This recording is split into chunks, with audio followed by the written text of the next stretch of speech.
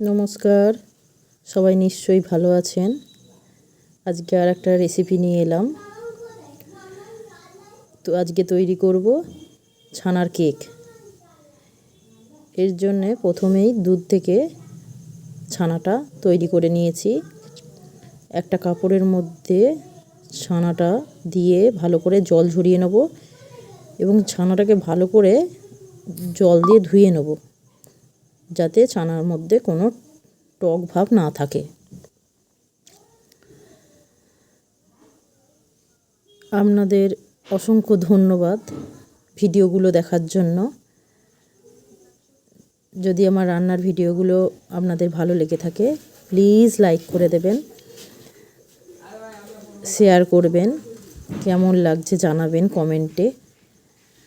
আর আমার ইউটিউবের যে চ্যানেলটা আছে সেটা একটু সাবস্ক্রাইব করে নেবেন।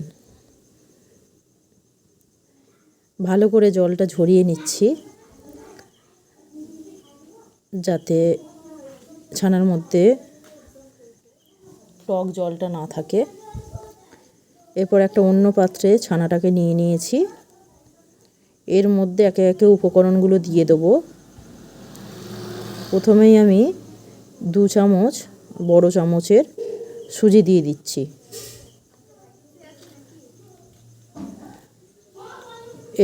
এখানে প্রায় 300 মতন ছানা আছে। এরপর এতে হাফ টিস্পুন মতো বেকিং পাউডার দিয়েছি। এরপর কিছুটা কাজু আর কিশমিশ দিয়ে দিয়েছি। কাজুটা আমি ভেঙে নিয়েছি, যাতে ভালোভাবে ছানাটার সাথে মিশে যায়। মিষ্টিটা নিজের উপর নির্ভর করছে। আমরা যেহেতু কম মিষ্টি খাই, সেক্ষেত্রে 3 চামচ মতো চিনি দিয়েছি। আপনারা আপনাদের পরিমাণ মতন চিনিটা দেবেন। এরপর এতে ঘরে তৈরি 1 চামচ ঘি দিয়েছি। খুব ভালোভাবে এটাকে মেখে নেব, যাতে ভেতরে এতটুকু দলা না পাকিয়ে থাকে।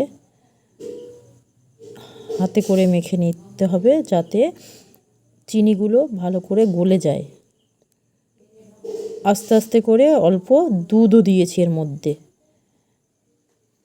খুব বেশি নরম হবে না, আবার খুব বেশি মোটাও হবে না। একটা কড়াইয়ের মধ্যে আমি নুন দিয়ে দিয়েছি। তার উপর একটা স্ট্যান্ড রেখে বাটির মধ্যে কেকের ব্যাটারটা দিয়ে দিয়েছি। দিয়ে এটা 45 মিনিট মতন ঢাকা দিয়ে রেখে দিয়েছি। একদম লো ফ্লেমে 45 মিনিট মতন লাগবে। দেখুন, ঢাকা খুলেছি 45 মিনিট বাদে। এরপর একটা ছুরি দিয়ে কেকটার মধ্যে দেখলাম কোনো লাম্প লেগে নেই, কেকটা হয়ে গেছে। এরপর এটা ঠান্ডা হতে দেবো। খানিকক্ষণ বাদে দেখুন, আমি ঠান্ডা হওয়ার পরে কেকটাকে তুলেছি। ঠিক কত সুন্দর লাগছে কেকটা। হওয়ার পর এর একটা খুব সুন্দর সুবাস বেরোয়। আপনারা করে দেখবেন, আপনাদেরও ভালো লাগবে। দেখুন, কেকটা কাটার পর ঠিক এরকম লাগছে।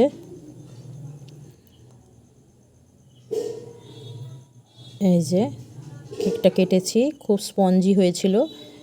আপনারাও করে দেখবেন, খুব ভালো লাগবে।